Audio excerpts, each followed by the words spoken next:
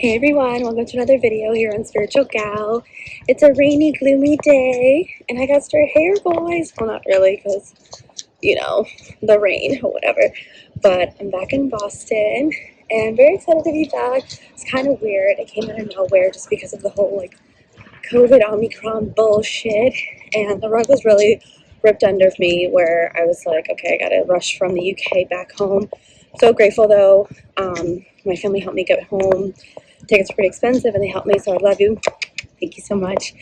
But if you guys remember from my last video, I was talking about forgiveness, and that's something that I'm really being called to, it's time to start that process of healing for me, and really just forgive myself and my past self, my family, people that have hurt me, blah, blah, blah. But when people are saying, you have to forgive, forgiving is the answer, and all that shit, it's just like, dude, how do I even do that? What's that even mean? I feel like people say that, but they don't really know, the next step. And for me, what I've understood from the 3 weeks at the meditation retreat is forgiveness is acceptance, and acceptance is feeling the human range of all the emotions you felt when you were going through a certain shitty situation, or what you felt when something was happening to you, or something was someone was doing something to you. You have to feel those emotions and feel them, not the fake, yeah, it's been today, grieving it and I'm over it. No, I don't think that's real. I think that's skimming the surface. If someone has betrayed you and cheated on you, in order to heal, you have to feel the betrayal and feel that shit in your bones and know what that feels like, and sit with it, and just really let your cells understand the full capacity of what this pain of betrayal feels like to you, and just sit in it as long as you feel like you have to. The difference is that some people sit in that shit for years, and they sit in the past for years and eons and never really heal it. They just want to fester, and they just want to be upset. They want to be in pain. I mean, no one really wants to be in pain, but it's a subconscious thing. And yeah, but I mean, honestly, to truly heal, we need to be able to sit in the emotions for an extended period of time and just feel them out and really be authentic with them. This fucking sucks. I was just cheated on. This betrayal hurts so bad, and cry it out, and just really self-soothe during this time, and reach out to people that you can trust and talk to, and be able to create this community of just safety. And when you do heal, and when you are finally past that shitstorm, it's going to feel so much better because you really went through it, as opposed to it's fine, I don't really give a fuck about him, do Lee Hot Girl Summer, and then 3 years later you're like, why am I still dating the same dude? Because I never really healed from that. That's just an example, but I realized for myself that it's just that shit never affected me, doesn't matter, under the bridge, past is the past, all that toxic shit. And I realized that my life is a manifestation of what I wasn't healing, and people were bringing in examples for me of what I wasn't ready to deal with. And your life, your outer world, is a reflection of your inner world. So definitely reflect and take a look around. What lessons are trying to present itself to you? What people are trying to present itself to you? What same patterns are trying to present itself to you? What emotions do you feel the most triggered by around certain people that make you want to cut them off, or make you want to, I don't know, be a hermit? What are those emotions? Is it unworthiness? Is it shame? Is it guilt? Is it regret? Why are those situations coming up? Why are those emotions coming up? What in those situations are these people triggering those emotions? Anytime you are triggered, it's an opportunity for healing. And we say don't trigger me, get away from me, you trigger me too much. Triggering should be welcomed, because triggering is saying, hey, there's something within me that still needs to be reflected and looked at. What is that? Why is that? Self-mastery is so important. And the longer we, place the blame on anybody else, or deflect, or get defensive, is the longer we're taking out of our own, healing process, and the longer it's going to take us to evolve and grow. And of course, it is everyone's own free will, You know, the universe is here to guide you, and it's here as a tool if you're ready to accept it. But this is free will, and that's why a lot of people take their shit to their next life, and their next life, and their next life, and their next life, and they just like never really get it, you know?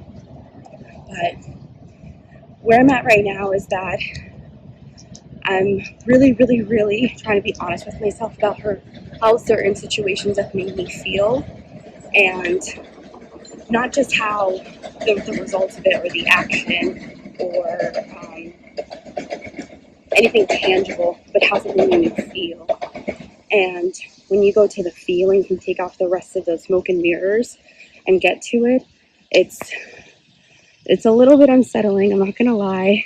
And it definitely is just like not a good feeling when, you know, you get past all the masks and the I don't know, the blinders we put in place of ourselves. I feel like when we're just like not ready to really look at something, and it's just easy to get defensive or angry or just like those type of emotions where it's just like I'm not really wanting to deal with something, so I'm going to just deflect to the other person that's triggering me, or deflect to back to the situation, and then it's that person or that time or that apartment or that city that's made me feel this way. The feelings come up because it's within us and because it's something that needs healing. And I've struggled with this for so long, and there's going to be another situation that comes up that I might like get in that fight or fright mode and freeze up and say, oh, I don't want to deal with this right now. But the triggering and the feelings are coming up because they're meant to be looked at. And it is no one else around me's responsibility for my own happiness besides myself. And in order for me to forgive, I have to feel. And we're in a time where people are saying positive vibes, love and light, take it easy, no worries, be happy. And it's like, dude, that's cool, but it's like, that's not the truth. That's not reality. I can't just have no worries all the time and just live like that. That's not true. And there's another side of the spectrum, people who are perpetually negative and who are perpetually always just like going through something where, you know what I mean, like the victimizers of the world, which is like, I'm not trying to shame, but I'm just like saying there's two sides of the coin. But what I'm saying is that being negative all the time is just as harmful as like being positive when you don't actually feel that way. Do you know what I mean? So it just can be very, very harmful to the soul and the spirit, telling it, you know, that emotion's uncomfortable, that emotion we don't like, let's put that in a box and leave it for 20 years down the line, and just feel the good ones and feel the ones that make you feel bright and joyous. But without sadness, there isn't joy. Without loneliness, there isn't togetherness. Without hate, there isn't love. You wouldn't even know what love was. It would just be a feeling. Because you know what hate is, it feels so good when there's truly like unconditional love and support in a situation, a relationship, a moment, a time. And yeah, you feel like this true gratitude for someone when you've been around people who have been envious and jealous of you and been unsupportive. And you can realize like, oh, I really know how amazing and special this person is for uplifting me and bringing me up because I'm able to reflect that. I haven't always had that, you know? So that's the duality of life. And I can go on with all the analogies and the metaphors and things like that. But this meditation retreat has literally catapulted me in a state of like, wow, I really need to feel every single emotion that comes up and just accept it like a guest in my house. And a friend that I met read a poem. It was so beautiful, and I wish I remember it now. But you have to just like open the door and say, hi, anger, hi, jealousy, hi, bitterness, whatever, and bring it to the table. And you can visualize that too, like give anger a glass of water. And I've done that before, like did a visualization of like all my emotions, and it was me dressed in like different outfits, like having different personalities, just like different, I don't know, auras, personas. And I offered all my different emotions water and food and tried to comfort it and nurture it and just really just observe it. It was such an interesting.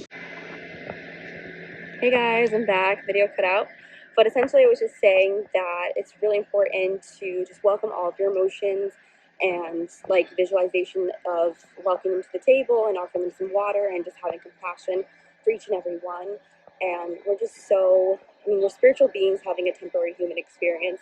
And part of the human experience is experiencing all the range of emotions that we have. And I really think that's part of each and every person's journey here, is to get here, become a child, have this, just human experience where you're just numbed by everything and everybody and just all of the things that are meant to brainwash us. And then we wake up by, some people take LSD, some people have near-death experiences, some people have awakenings that are intentional, unintentional. Either way, the point is that I believe our job is that we come here asleep and we're meant to wake up. And some people's purpose, like myself, is to help other people do the same. And part of that process is to experience the shitty emotions, the ones that make us feel completely vulnerable. Those are super important to feel, and feeling them authentically and raw, so we're able to really heal and regenerate ourselves. So we're honestly able to forgive. Otherwise, there's just no chance. You can't forgive without feeling, and I used to think that I could, and I'll just rush the healing and forgive and forget, and the past. It's so unrealistic, and the just accepting that that's the process is already making me feel better, and I'm just going to go day by day, and when a situation triggers me, I'm really going to reflect as to why that's happening, what emotions I'm supposed to be feeling right now, reflect and invite those to the table, and just honor and love myself through that process. So yes, let's accept and let's reflect, and yeah, let's just really view ourselves as a huge, evolved, complex human, as opposed to just the emotions that are easy and pretty to deal with, because we deserve better than that. All right. I love you guys so much. I'll see you when I feel inspired again, when I feel like I can talk to you guys again, and have a happy new year. Bye.